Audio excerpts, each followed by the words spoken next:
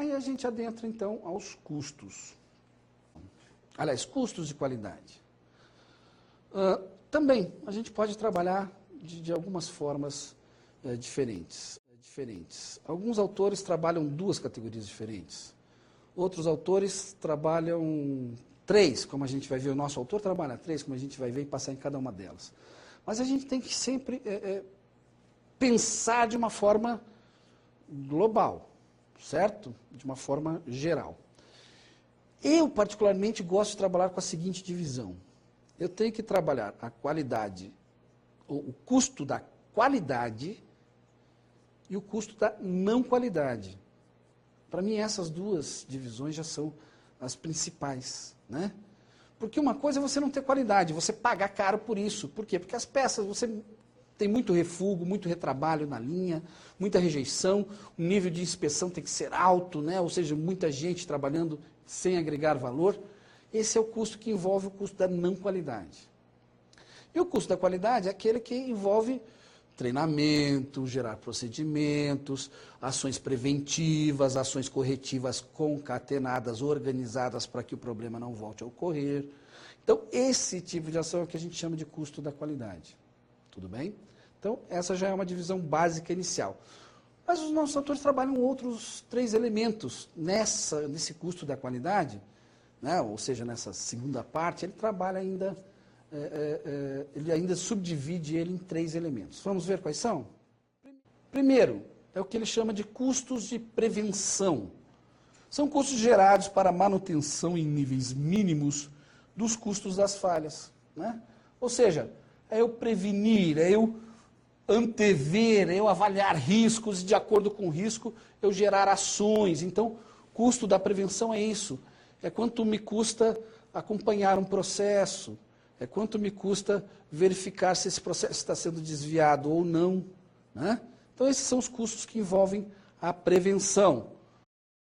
Então, temos os custos de avaliação, gerados pelas atividades de medir, auditar os serviços e produtos para garantir os requisitos mínimos.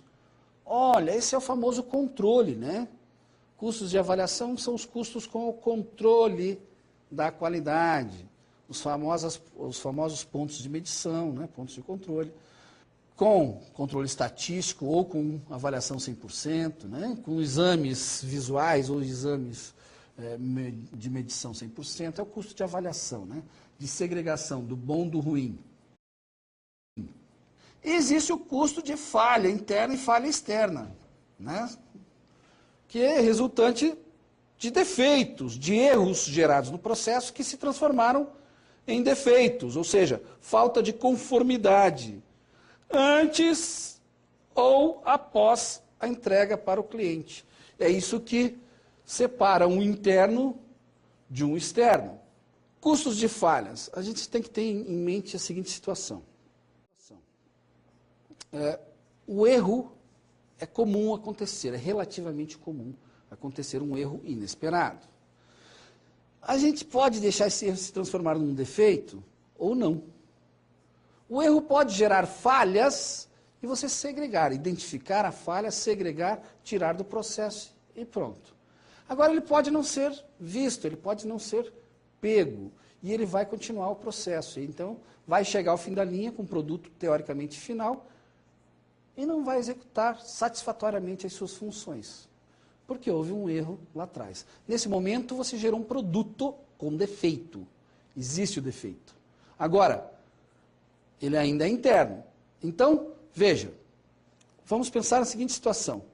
Eu produzi uma peça, um componente.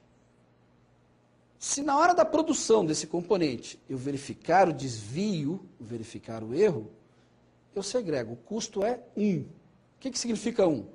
1 quer dizer que tudo que eu gastei até aqui de matéria-prima ou de operações, eu somo tudo isso, esse é o custo da minha falha. Agora, eu gerei essa falha aqui, mas não peguei. Mandei lá para o setor de montagem. O setor de montagem montou a peça, nos testes finais,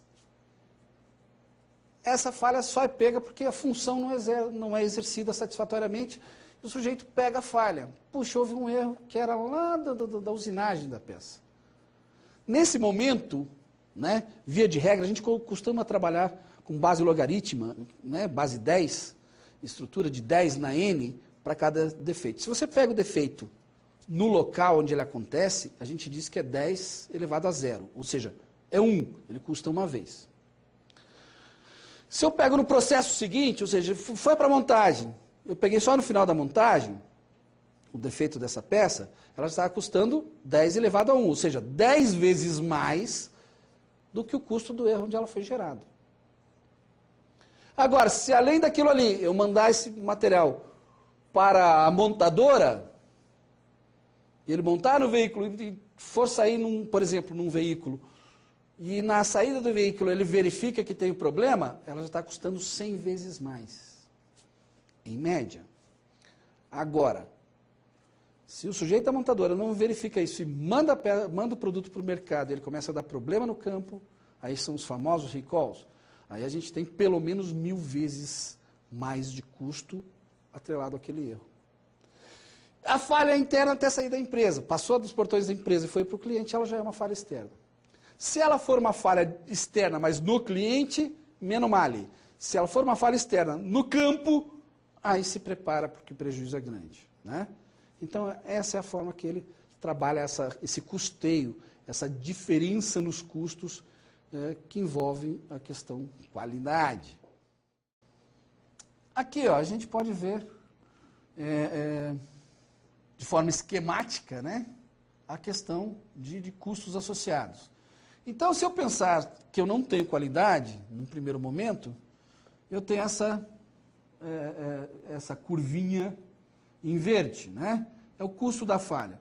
Ao longo do tempo, quanto maior a prevenção, quanto maior o investimento em avaliação, em acompanhamento, em prevenção mesmo, menor é o custo da falha. Ou seja, você vai caindo o custo da falha enquanto você aumenta a prevenção e a avaliação. Se você fizer uma somatória das duas, você vai ver que é aquela curva de cima, o custo da qualidade. Então, você tem que achar sempre, buscar, entender um ponto ótimo, né? Aquele ponto que seria o melhor. Não um investimento não tão absurdo em prevenção ou avaliação, mas que seja suficiente para eu praticamente empatar com o meu custo de falha. Geralmente, onde eu empato os dois, é onde eu tenho a menor custo geral. Então, a grande sacada para a gente, num processo produtivo, é entender isso. Oi, professor, mas não é melhor prevenir tudo? Buscar a perfeição? Depende, né, gente? Às vezes eu estou inserindo custo, imputando custo ao meu produto, que o cliente não quer pagar. É mais ou menos assim. Quando você chega numa empresa, e isso para mim é fantástico, né? Como consultor é extremamente interessante. Quando você chega numa empresa e ela não tem padrão nenhum de qualidade, ela não tem nada de qualidade na empresa, qualquer movimentação que você fizer, qualquer gesto que você fizer de melhoria, e é fácil porque está tudo errado, então é muito fácil melhorar, você gera uma grande melhoria. Ou seja, você investe pouco e ganha muito. Só que quanto mais próximo da perfeição vai chegando o meu processo, muito mais eu tenho que gastar para obter em troca uma variação pequena. Por exemplo, a gente trabalha lá com controle estatístico de processo, a gente trabalha com menos 3 sigma, mais 3 sigma. Né? Um valor médio eu garanto porque eu tenho o quê? Com 3 sigmas eu tenho 99,997% garantido que aquela amostra está representando toda a população. Então, a minha chance de acerto é 10 ppm, né? Probabilidade de 10 aparições de falha a cada 1 milhão de peça produzida. Então, são índices ótimos, índices absurdos, né? Agora, vale a pena eu dizer assim, não, agora eu quero mudar para 1 ppm? Gente, para sair de 10% de falha para 1% de falha, custa 10.